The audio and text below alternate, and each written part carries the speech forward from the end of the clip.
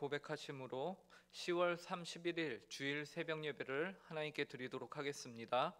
전능하사 천지를 만드신 하나님 아버지를 내가 믿사오며 그 외아들 우리 주 예수 그리스도를 믿사오니 이는 성령으로 잉태하사 동정녀 마리아에게 나시고 본디오 빌라도에게 고난을 받으사 십자가에 못 박혀 죽으시고 장사한 지 사흘 만에 죽은 자 가운데서 다시 살아나시며 하늘에 오르사 전능하신 하나님 우편에 앉아 계시다가 저리로서 산 자와 죽은 자를 심판하러 오시리라. 성령을 믿사오며 거룩한 공회와 성도가 서로 교통하는 것과 죄를 사하여 주시는 것과 몸이 다시 사는 것과 영원히 사는 것을 믿사옵나이다. 아멘. 이 시간 찬송가 539장 너 예수께 조용히 나가 함께 찬송하도록 하겠습니다. 찬송가 539장입니다. 이전 찬송가는 483장입니다.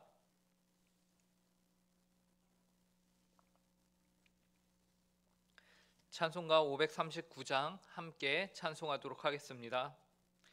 너 예수께 조용히 나가 내 모든 짐 내려놓고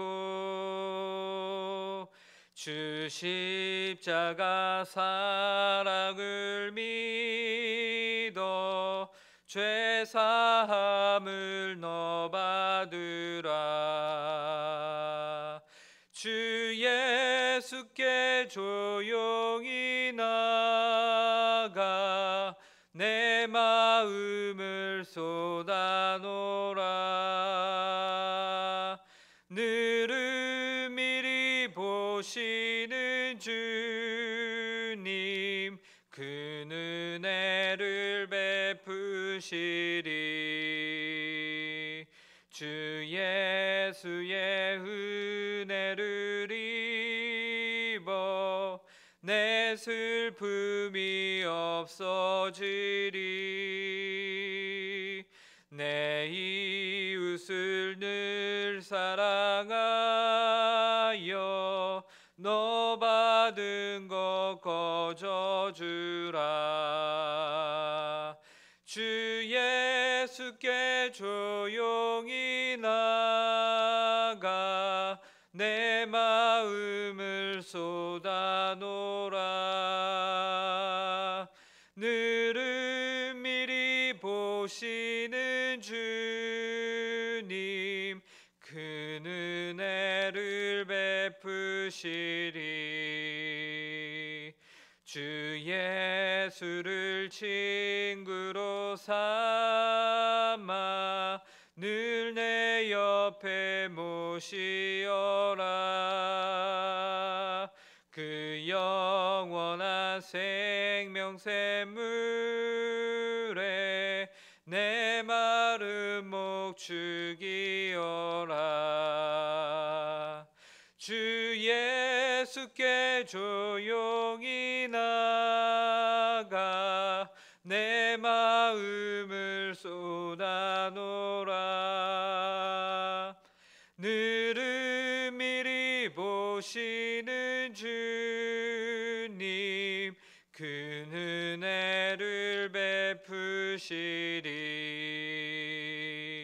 너 주님과 사귀어 살면 새 생명이 넘치리라. 주 예수를 찾는 이 앞에 참 밝은 빛 비추어라. 주 예수께 조용히 나가 내 마음을 쏟아놓으라. 느르미리 보시는 주님 그 은혜를 베푸시리. 아멘. 함께 기도하도록 하겠습니다. 하나님 아버지 감사합니다. 오늘도 저에게 새날을 허락하여 주심에 감사합니다. 또 하나님 아버지, 저희에게 이렇게 예배당에 모여서 하나님께 기도하며 하루를 시작할 수 있도록, 그리고 저희가 이렇게 하나로 모일 수 있도록 인도하여 주시니 감사합니다. 하나님 아버지, 이 시간 저희가 하나님의 말씀을 또한 듣습니다. 하나님 아버지의 말씀을 들을 때에 저희의 힘과 저희의 지혜로는 하나님의 말씀에서 하나님의 뜻을 온전히 분별하기에는 부족하오니, 하나님 아버지, 이 시간 성령의 충만함으로 저희와 함께하여 주사 저희가 하나님의 말씀을 잘 이해하며 또 이 말씀 가운데서 하나님이 어떤 분이신가를 알고 그 하나님을 단지 지식적으로만 아는 것이 아니라 저희의 삶의 주인이요 구주로 저희가 모시며 살아갈 수 있는 은혜를 이 시간 저에게 허락하여 주시옵소서. 하나님 아버지, 그리하여서 오늘 저희가 하나님 아버지를 온전히 섬기며 하나님을 향한 고백의 삶을 열매로 맺는 복된 성도님들의 삶이 될 수 있도록 이 시간을 축복하여 주시옵소서. 감사하오며 이 모든 말씀 예수님의 이름으로 기도합니다. 오늘 저희에게 주신 하나님의 말씀은 구약성경 시편 116편 1절부터 6절까지의 말씀입니다. 구약성경 시편 116편 1절부터 6절까지의 말씀입니다.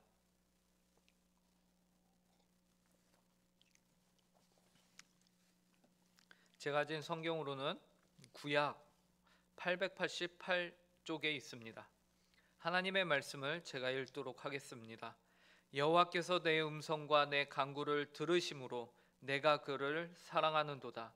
그의 귀를 내게 기울이셨으므로 내가 평생에 기도하리로다. 사망의 줄이 나를 두르고 수올의 고통이 내게 이름으로 내가 환난과 슬픔을 만났을 때에 내가 여호와의 이름으로 기도하기를 여호와여 주께 구하오니 내 영혼을 건지소서 하였도다. 여호와는 은혜로우시며 의로우시며 우리 하나님은 긍휼이 많으시도다. 여호와께서는 순진한 자를 지키시나니 내가 어려울 때에 나를 구원하셨도다. 아멘. 오늘 시편 116편에서 시편 기자는 내가 그를 사랑하는도다 라면서 하나님을 향한 자신의 사랑을 고백하고 있습니다. 아마도 이 자리에 계신 분들의 고백이리라 믿습니다. 우리 모두는 인생을 살아가면서 사랑을 합니다. 세상을 살면서 모두가 사랑을 경험하죠. 누군가를 사랑하거나 혹은 누군가로부터 사랑을 받으면서 우리는 삽니다. 이것은 사람으로 태어나서 너무나도 당연한 것입니다. 물론 인간 안에 있는 죄악으로 인하여서 누군가를 사랑한다라는 이 너무나도 당연한 것이 누군가에게는 어려운 일이 되기도 하지만, 우리가 기본적으로는 누군가를 사랑하고 사랑을 받는 것이 너무나도 당연하다라는 것을 우리가 압니다. 왜 그렇습니까? 우리를 창조하신 하나님께서 사랑이시기 때문에 그렇습니다. 하나님은 성부와 성자와 성령 삼위로 계신 하나님이신데 이분들은 서로를 사랑하십니다. 그래서 요한일서 4장 8절은 하나님은 사랑이시니라 라고 말씀하시죠. 그렇다면 사랑이신 하나님의 형상으로 지음을 받은 사람들은 어떨까요? 당연히 사랑이신 하나님의 형상으로 지음을 받았기 때문에 누군가를 사랑하는 것, 그리고 누군가로부터 사랑을 받는 것, 이것이 너무나도 자연스러운 것이며, 서로 사랑을 할 때에 비로소 인간은 그 안에서 영혼의 만족을 누리게 되어 있습니다. 그렇기 때문에 누가 알려주지 않아도 누군가를 사랑하는 것 너무나도 자연스럽죠. 그런데 하나님의 사랑과 우리의 사랑에는 차이가 있습니다. 그 차이는 하나님의 사랑에는 이유가 없지만 우리의 사랑에는 이유가 있다라는 것이에요. 하나님은 우리를 왜 사랑하십니까? 왜 인류를 사랑하셔서 독생자 예수 그리스도를 십자가에 죽이셨습니까? 하나님께서 인류를 사랑하신 이유를 굳이 찾아본다면 하나님이 사랑하기로 뜻하셨기 때문에 그분은 사랑하십니다. 서로를 사랑하시고 완전한 사랑으로 동일하게 저와 여러분들을 사랑하셨습니다.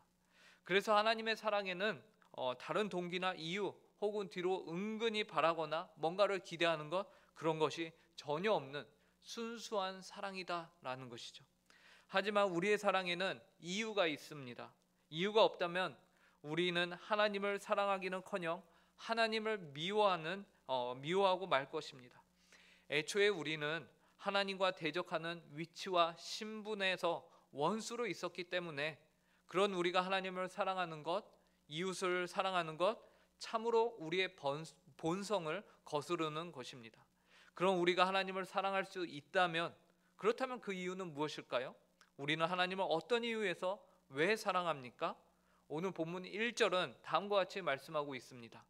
여호와께서 내 음성과 내 간구를 들으심으로 내가 그를 사랑하는도다. 시편 기자가 고백하는 하나님을 사랑하는 이유는 무엇이었습니까? 여호와께서 내 음성과 내 간구를 들으심으로. 물론 우리도 하나님과 같이 아무런 바라는 거 없이 이유 없이 그분을 사랑할 수 있다면 너무나도 좋겠습니다. 하지만 그것은 본성적으로 타락한 아담의 후손인 인류로서는 이루기 어려운 현실입니다. 대신에 그럼에도 불구하고 우리에게 하나님을 사랑할 수 있는 이유가 있으니 이것만으로도 우리에게 얼마나 감사한 일인지 모릅니다. 그 이유가 무엇이었다고요?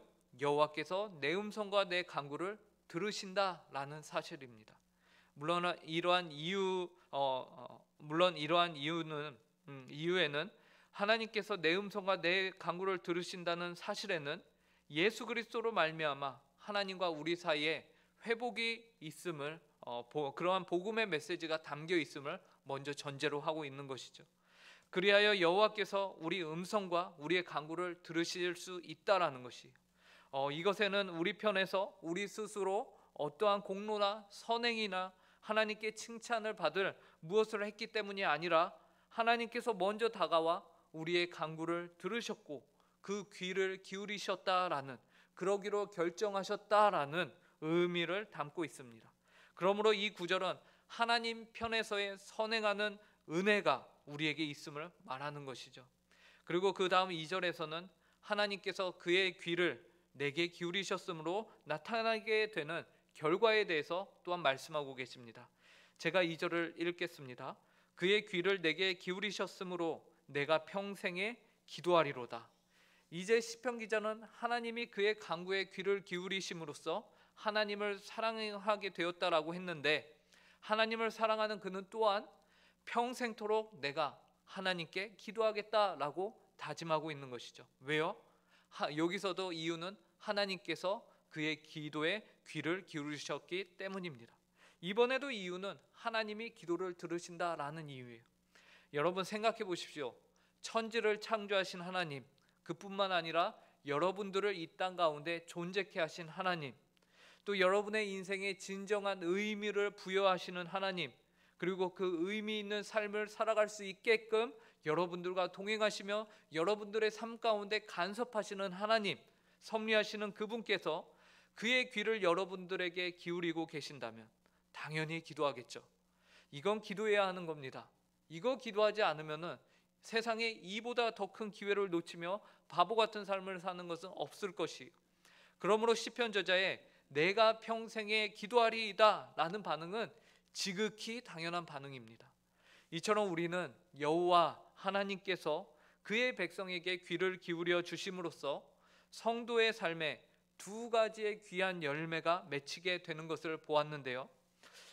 첫째는 하나님을 사랑하게 되었다는 것, 그리고 두 번째는 평생에 기도하게 되었다는 것, 이 두 가지입니다. 즉 하나님을 사랑하는 자는 하나님께 평생 기도를 합니다.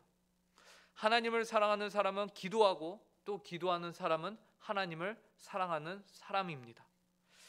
그리고 3절과 4절에서는 하나님께서 내 기도에 귀 기울이심을 아는 자가 드리는 기도의 내용이 나옵니다. 제가 읽겠습니다. 사망의 줄이 나를 두르고 스올의 고통이 내게 이름으로 내가 환난과 슬픔을 만났을 때에 내가 여호와의 이름으로 기도하기를 여호와여 주께 구하오니 내 영혼을 건지소서 하였도다.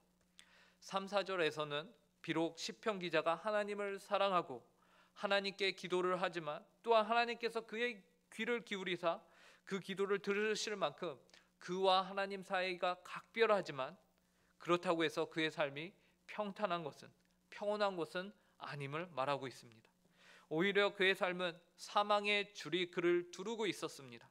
수월의 고통이 그에게 이르렀다고 고백을 해요. 그러므로 그가 환난과 슬픔을 만났다고 합니다. 오늘 우리가 읽지는 않았지만 8절에서는요, 그의 영혼이 사망에 이르고 그의 발이 넘어짐을 당하였다라는 사실을 말하고 있어요. 또한 10절에서는 내가 크게 고통을 당하였다라고도 말하고 있어요.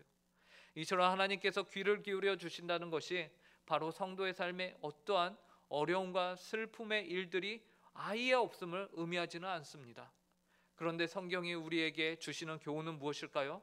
바로 이러한 어려운 때에, 환난한 때에, 사망의 줄이 나를 두르고 수월의 고통이 내게 이르는 그때에, 내가 환난과 슬픔을 만났을 바로 그때에 성도에게는 기도할 분이 계시다라는 것입니다. 성도에게는 그의 기도에 귀를 기울여 주시는 분이 계시다라는 것입니다. 그래서 그 대상이 되신 하나님께 시편 저자는 어떤 간구를 합니까? 내가 여호와의 이름으로 기도하기를 여호와여 주께 구하오니 내 영혼을 건지소서.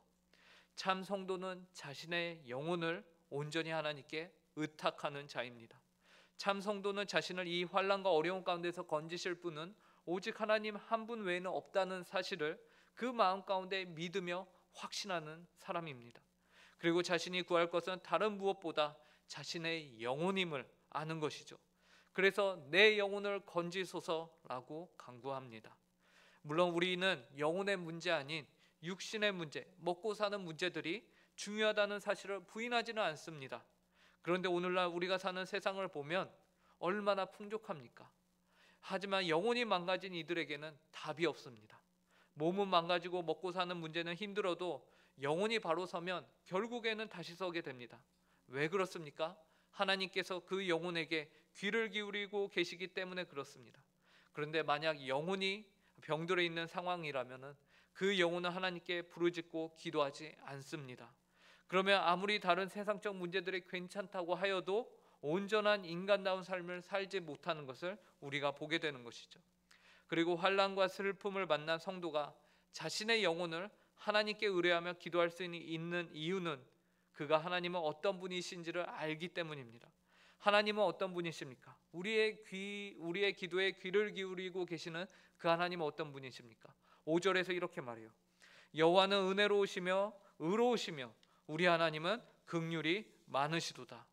성도 여러분, 여호와 하나님은 은혜로우시며 의로우시며 긍휼이 많으신 하나님이십니다. 그 하나님께서 그의 백성 성도가 어려울 때에 구원해 주십니다. 이 사실을 알기에 성도는 하나님께 기도합니다. 그리고 이러한 기도가 그 다음 6절에서는 다음과 같은 고백으로 바뀌는데요. 여호와께서는 순진한 자를 지키시나니 내가 어려울 때에 나를 구원하셨도다. 우리는 5절까지는 하나님이 어떤 분이신가에 대해서 일반적인 신앙의 고백을 들었다면 6절로 넘어오면서 이러한 하나님에 대한 지식적인 일반적인 고백이 개인적이며 주관적인 고백으로 바뀌게 되는 것을 보게 되는 것이죠.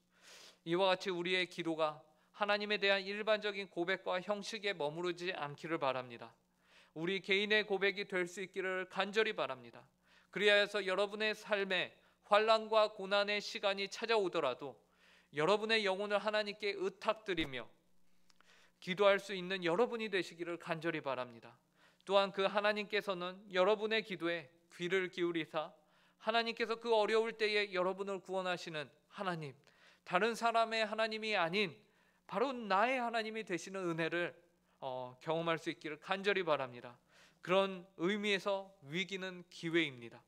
오늘 우리는 시편 116편을 통해서 성도의 기도에 귀를 기울이시는 하나님에 대하여 함께 보았습니다. 하나님이 귀를 기울이심으로 성도는 하나님을 사랑하게 되고 또한 영원토록 그 하나님께 간구할 수 있게 되었다는 고백을 하였습니다. 오늘 이 새벽에 동일하게 여러분의 기도에 귀를 기울이시고 계신 하나님을 기억하시며 그 하나님께 여러분의 모든 문제를 토로하며 또한 여러분의 영혼을 하나님께 의탁하며 우리 하나님으로부터 오는 구원을 경험하는 모든 성도님들이 될 수 있기를 간절히 바랍니다. 함께 기도하겠습니다. 하나님, 참으로 감사합니다. 오늘 시편 말씀을 통하여서 저희에게 하나님이 어떤 분이신지를 알려주시니 감사합니다. 하나님께서는 성도의 기도에 귀를 기울여 주시는 분이십니다. 우리가 무엇을 잘하였기 때문이 아니라 하나님께서는 그냥 그러기로 결정하셨고, 그래서 저희를 구원하셨고 주님의 백성 삼아 주셨고, 이제 주님의 백성을 지키시며 그 기도에 귀를 기울이시는 분이십니다. 그렇기에 우리가 하나님을 사랑하고 영원토록 하나님께 기도할 수 있는 것입니다. 하나님, 이 귀한 은혜로 허락하심에 감사합니다. 하나님은 저희의 기도에 귀를 기울이시기에 저희가 마땅히 기도해야 하는데, 하나님 아버지, 저희가 열심을 내어서 하나님께 기도하지 못하였던 것, 하나님 아버지 긍휼히 여겨 주시옵소서. 하나님, 저희의 삶에 있는 모든 근심, 걱정, 고민들을 이제는 하나님 앞에 가져와 하나님께 토로하며 하나님께 내놓습니다. 저희의 영혼을 하나님께만 의탁하오니 하나님 아버지, 저희의 영혼을 붙들어 주사 살아나게 하시고 저희의 모든 삶이 하나님 아버지 앞에서 회복되며 하나님의 이름으로 하나님 아버지 좋아져서 하나님께 영광 돌리는 모든 성도들의 삶이 되게 하여 주시옵소서. 모든 상황과 환경을 다스리시며 주관하시는 하나님을 믿음으로 끝까지 지치지 않고 강구할 수 있는 모든 성도들 되게 하여 주시옵소서. 하나님, 오늘은 복되고 귀한 주일입니다. 귀한 한날을 허락하심에 감사드리고, 오늘 하루 성도가 예배하는, 하나님을 예배하는 가운데 참 위로와 평안과 안식을 경험하는 복된 시간이 되게 하여 주시옵소서. 하나님께는 온전한 경배를 드리는 시간이 되게 하여 주시옵소서.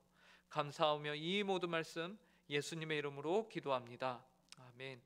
하늘에 계신 우리 아버지여, 이름이 거룩히 여김을 받으시오며 나라에 임하옵시며 뜻이 하늘에서 이루어진 것 같이 땅에서도 이루어지이다.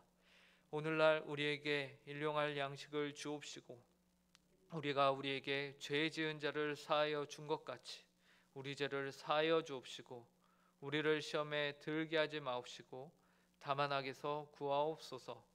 대개 나라와 권세와 영광이 아버지께 영원히 있사옵나이다. 아멘.